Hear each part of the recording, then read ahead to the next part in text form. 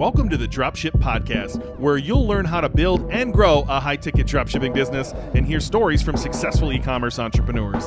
Let's kick this thing off.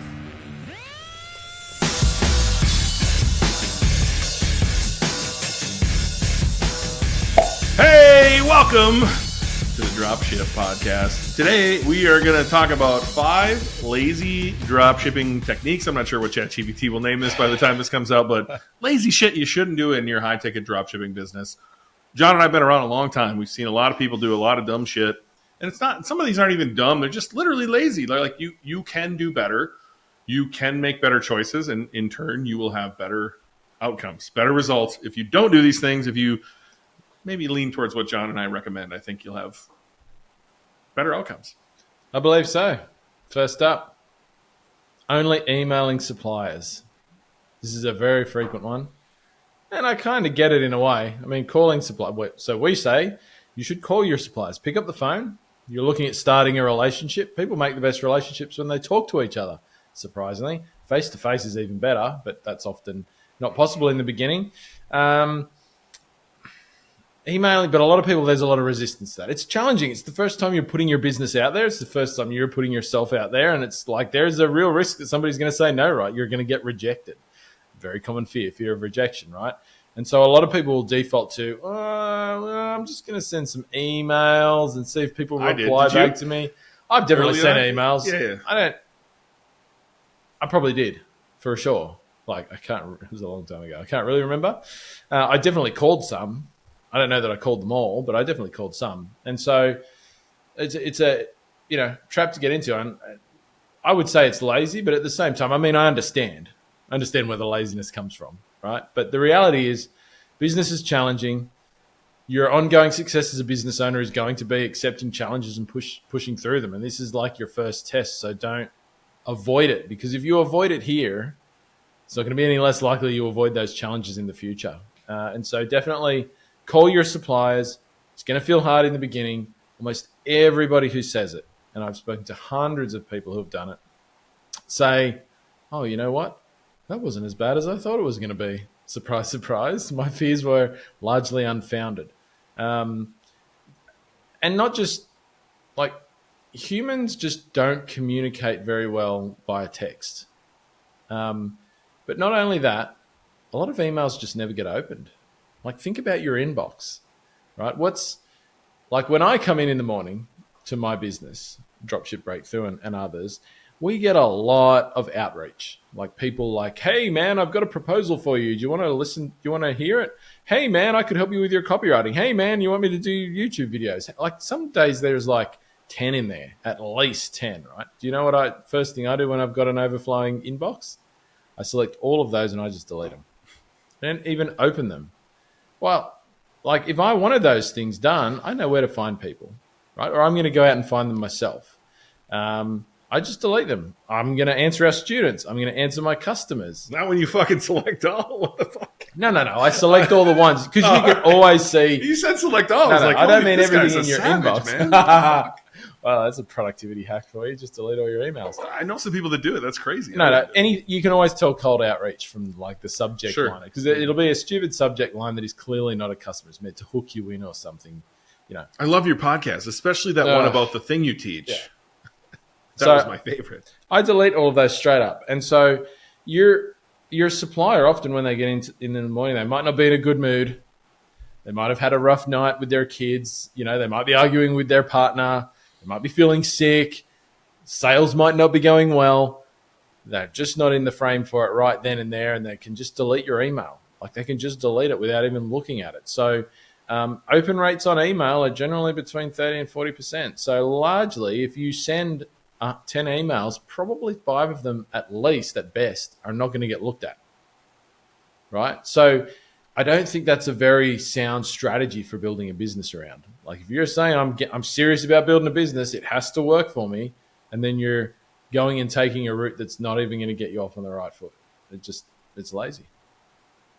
It's easy. It's the easy button, right? Yeah. It's not going to give you the best results. I get it. Oftentimes you'll see only a contact page. You won't find a number, so you'll convince yourself, I'll just fill this out. It'll be fine. Maybe you should fill it out, but you should also hunt that down. So you can find email addresses with hunter.io. You can find phone numbers simply by just being a little bit of a sleuth on Google. Call every single time. And every single time. Some people are going to say, oh, but on the website it says fill in this online application form. If the website says that's how they prefer to get that, then yeah, do that. And then call them and say, hey, man, I just put in an application for you to be a dealer. I'm really excited. I love your products. I just wanted to make sure that you've got that. Can you see that response? Like, follow it up. Like, not like 10 days later. Like, follow it up almost straight away. Still make the call. Do both. If you've been getting tons of value from the podcast and you want to learn more about high-ticket dropshipping and interact with a fantastic community of high-ticket dropshippers, we've got a free Facebook group that you can join right now today. So if you head over to Facebook and search for Dropship Breakthru, you'll see a Facebook come up that has on the end of it high-ticket dropshipping mastery for new entrepreneurs. Hit the join button. You'll get into the group. We do group-only trainings in there, and there's thousands of other people who are going through the high-ticket dropshipping journey that you can look for support from, ask questions, and find out if high-ticket dropshipping is for you. I think follow-up could have been a thing on this list too, right? I have a spreadsheet, and then I put out like 6 columns. First contact, second, third, fourth, fifth, because you're likely not going to hear back on the first one. You might. Maybe you'll get the right person at the right time. Everything will go smooth. But really, you probably need to fill out the contact form and give them a call and call them back on Tuesday, call them back on Thursday, send an email on Friday, reach back out on Monday, and then maybe you'll get a hold of somebody on Wednesday of the next week. And maybe they'll send you stuff the following week to actually upload stuff. It's a process. And it's a real test of how bad do you want this. And it's one of many tests you'll go through as a business owner. So how bad do you want this? Call every single one. Yeah, second on the list. And this is kind of how I learned how to do it. I think it's how we were taught. Yeah. Is to only contact suppliers that you can see on other drop shipping websites. So the logic behind that being if they drop ship for someone else, then they're definitely going to drop ship for you. And it'll be an easy yes, right? And that's not untrue, right? In a lot of cases, it is true. I'd probably say that some of those suppliers are going to be really competitive and maybe they're not the best suppliers as well. But once again, there's going to be, like, if you take that approach, you're kind of setting up your business based on the way that somebody else who you don't even know if they've done a good job, like the other dropshipping site you looked at, like that might be a shit business. Why would you want to replicate that? Basically, you know nothing about it. Not to mention there's just probably going to be plenty of suppliers in that niche who aren't on that site. And that might be because the person who started that business is really terrible at what they do, right? And so once again, it's a really bad measuring stick for you if you want to build a really good business. And there's, like, I can't count the number of times here in Australia where I called suppliers and their response was, oh yeah, we've never done that before, but it sounds interesting. Can you tell me some more about how that works? And I did. And they were like, oh, yeah, okay, I can see that. Let's give it a go. Or ones that weren't on other dropshipping websites, and I called them up and they were like, well, we're just changing our company policy. We haven't done dropshipping before, like proactively haven't done it, but we realize now that we need to be more online. You can be our first one, right? Or we'll trial it with you. Like that happens. And so if you take the approach of just doing, once again, what looks easy because you see other people doing it, you're going to miss opportunities. And they could be your best suppliers. They could be the least competitive suppliers, the best margin suppliers, right? And so, yeah. I'll be a contrarian here just for 1 second. Start there. Make your list. Like, here's the 10 competitors I see. Here's the brands they have. And I want you to pick the one that everyone has. And I want that to be your first call so that you get a yes for your first fucking call. And you go, I did it. Because everything else is going to suck from there. And by suck, mean you're going to have to show them that you want to build a business. You're going to have to work hard, get all of those, and then do, like John said, there's a lot of brands out there that aren't even online, perhaps, haven't even started advertising online. They're only a brick and mortar thing, and they'd love an opportunity. Or if you're in a country like Australia, there's just no one there yet. So how would you discover them if you only went to other sites that look similar to what you think your site should look like? You have to go out and, like, call everyone. I get very excited about calling the ones that I don't see everywhere because those are the ones with the real opportunity. And then don't fall into the trap that it's like only the big brands too, I would say. Absolutely. Yeah, absolutely. And right on schedule, I just got an email from somebody. Asking this question? No. Asking to help me grow my business. Oh, nice. Guess what I'm doing right now? Delete. I archive just in case I want to go back to it. Never.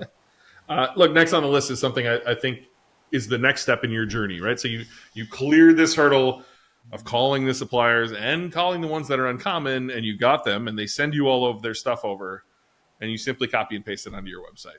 I think it's too common. I think a lot of people are doing this because, again, it's easy. It's easier to just copy it, run ads, and hope you make a sale. But the reality is, as John would tell you, Google Shopping, where we start, is a comparison shopping engine. So they're comparing you against other people. And if your site looks exactly the same as other people, the odds of you getting the sale aren't very good. You need to speak to your customer. And so we talk a lot about this at our live events. We talk a lot about this on the podcast. Speak to the person behind the screen. If you don't know who that is, really sit and think, who's buying these products? What problem are they trying to solve? And there might be a few different avatars. You might have heard our episode recently where I kind of went into that for one of the businesses I was part of. You have to know who you're talking to and then talk directly to them. Even at our live events, when we were pulling up websites of people who've been around a while, their description was, the product name blank, the product does this, the product specs are that. And you can do a whole lot better. You can talk directly to the customer and ask them questions. Is this the problem you're trying to solve? Do you have this problem?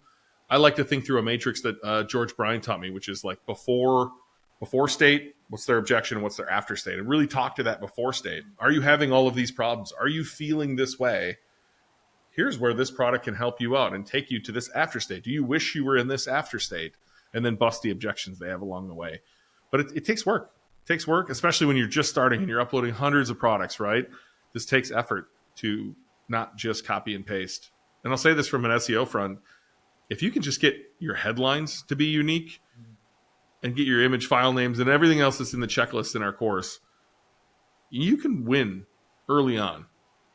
Just by getting a little bit different. Not a lot of bit different, a little bit different. Get your headlines, maybe your first paragraph, something different than what they're used to seeing online. Google's robot will like you too. Yeah. Yeah, I think I'd play devil's advocate a tiny bit and say, like, I don't mind the cut and paste to get it into your Shopify account.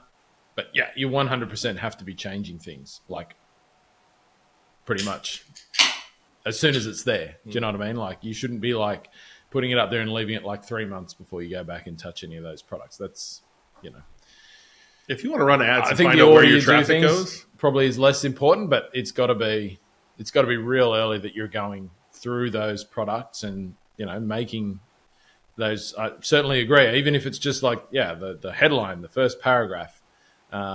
Once again, you're going to have suppliers who don't have descriptions sometimes as well, or it's like next to nothing. So you're going to have to do something. And you absolutely would, because you're not going to sell many products that have like specifications and nothing else.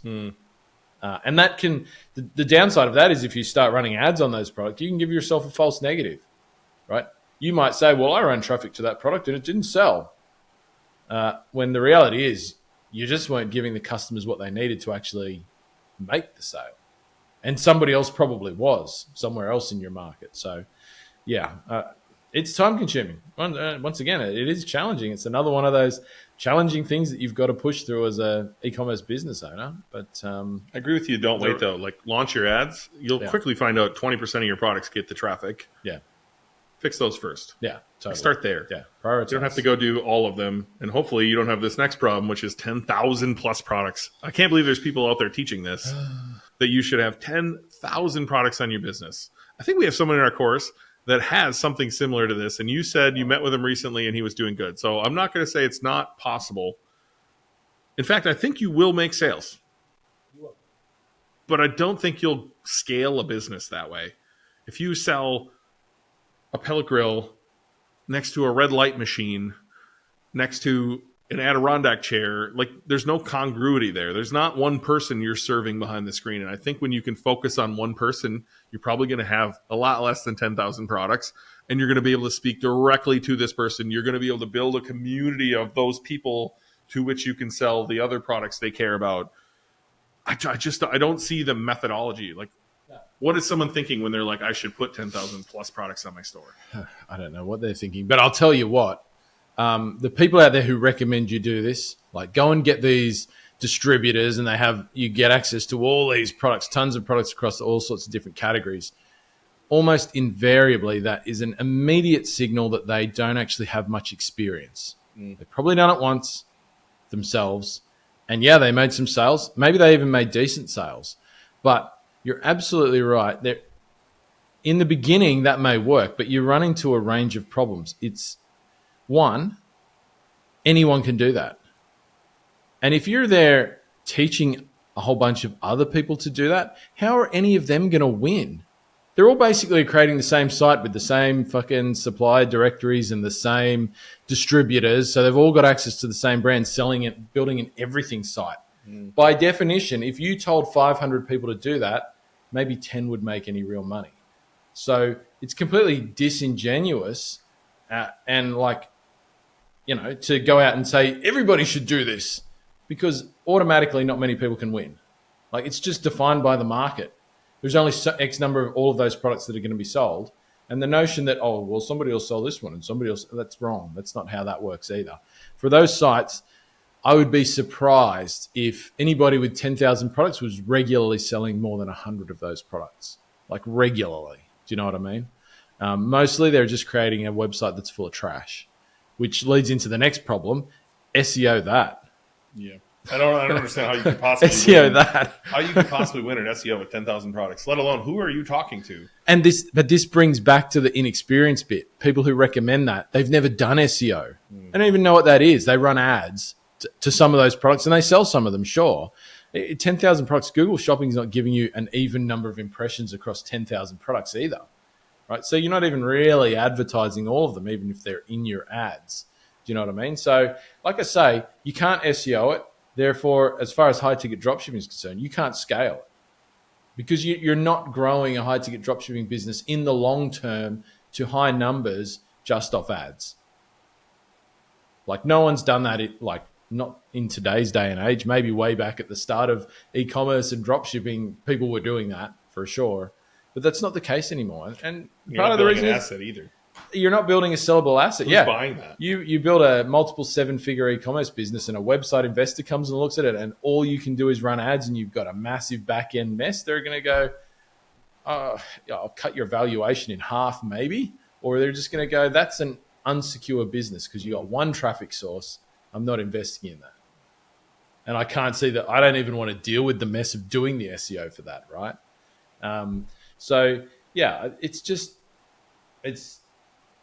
I could see it working in the short term, but there are just so many problems with it. Like, you just can't build a business on that. Not to mention, like, the wasted effort.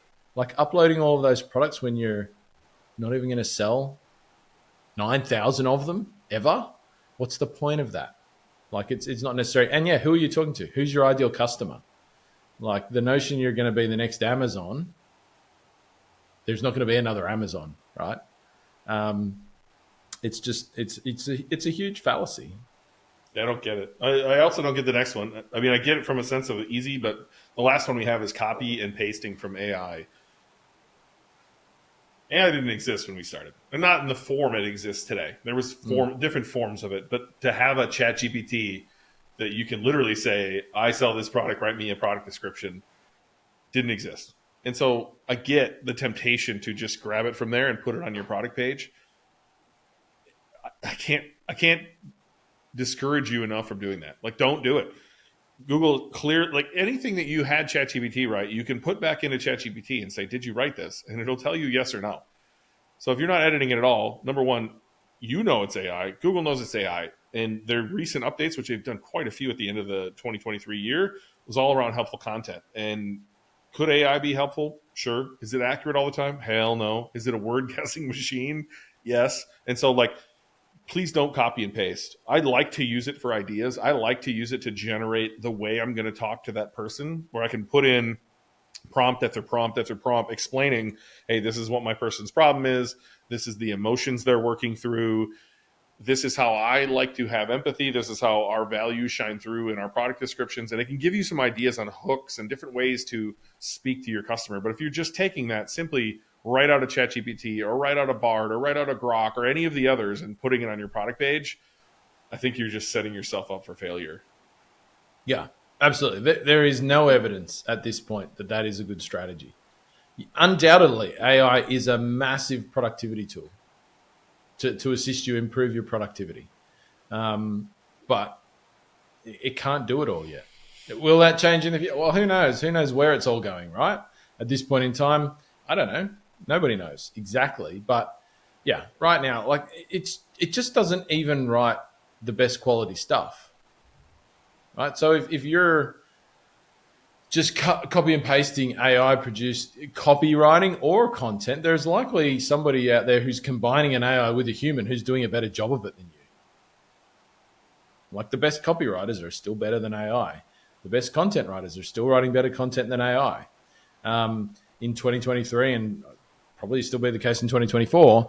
And so I think, yeah, it's not there yet. Regardless of Google algorithms and that sort of thing, like it just doesn't sell stuff that well.